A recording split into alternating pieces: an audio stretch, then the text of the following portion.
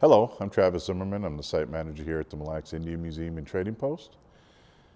And I would just like to welcome visitors back to the site. We are planning on opening June 2nd, and we'll be opening Wednesdays through Saturdays, 10 a.m. to 5 p.m. And the museum will be open until the end of October, those days and those hours. So since May is American Indian Month here in Minnesota, we would like to give you a little bit of background about the museum and some of the different highlights that you can see when you visit the museum. One of the exhibits that we have at the museum is the Jingle Dress at 100. This exhibit opened in April of 2009 to celebrate the 100th anniversary of the Jingle Dress coming to the Mille Lacs band of Ojibwe. As the story has it, about 100 years ago in 1919, there was a father that had a very sick daughter. They went to a drum ceremony, and that night the father had a vision about a style of dance, the dress that accompanied the dance, the songs that went with the dance, and he told his wife, and the next day they built 4 jingle dresses.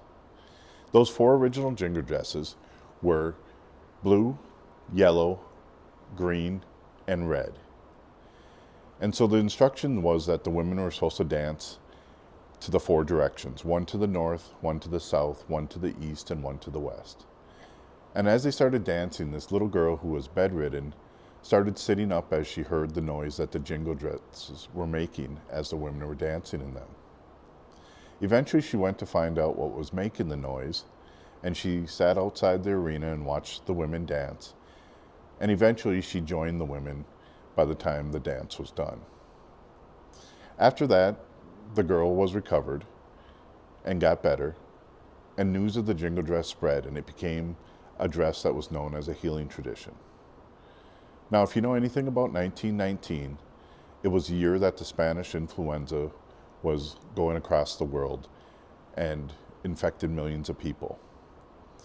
So when we opened this exhibit, little did we know that a year later, we would be in the midst of a similar pandemic over 100 years later after the jingle dress originated.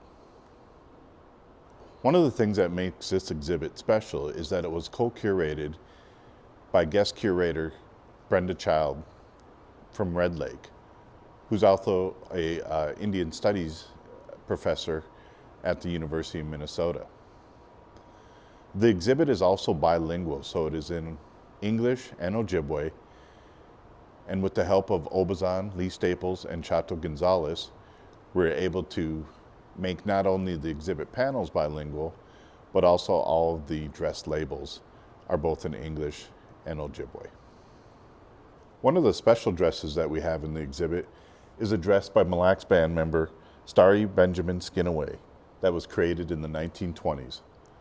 Probably one of the very first jingle dresses in Mille Lacs.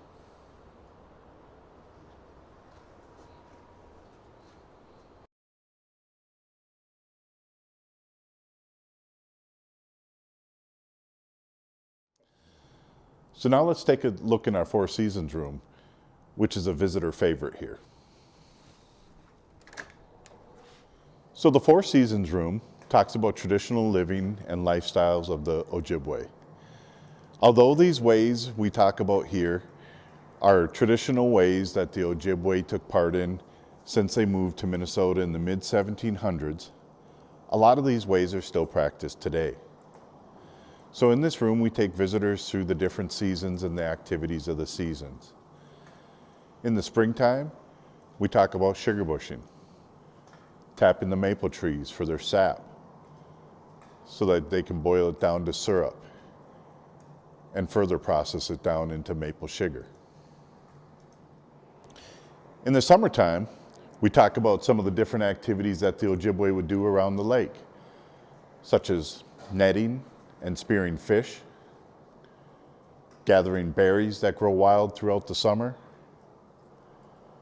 and also harvesting birch bark, which was an important resource not only for the covering of their lodges, but it's also what they made their canoes out of.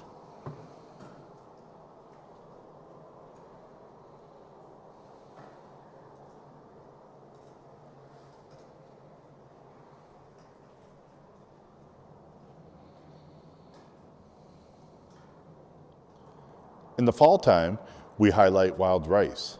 Not only harvesting the wild rice and when and how to harvest the wild rice, but we also highlight and talk about the steps in processing the wild rice. From the parching of the rice to the threshing, and then finally to the winnowing of the rice. Fall time was also a time for hunting and harvesting a variety of other plants for food and medicine. In the wintertime, we talk about trapping different animals for their furs. We also talk about this would be the time to make outfits from the hides from the fall hunts. And also wintertime was a time of storytelling, when the children would gather around the lodges at night and listen to stories from their parents and their grandparents and elders that not only talked about what it meant to be Ojibwe, but also talked about creation stories and migration stories and stories about the people. So we want to invite everybody to come out and visit us this summer. Again, we're open June 2nd. We'll be open Wednesday through Saturdays.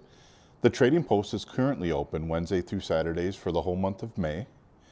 And we also invite our neighbors and guests throughout the state of Minnesota to come and enjoy the land of the Mille Lacs Band of Ojibwe. And while you're here, visit the museum.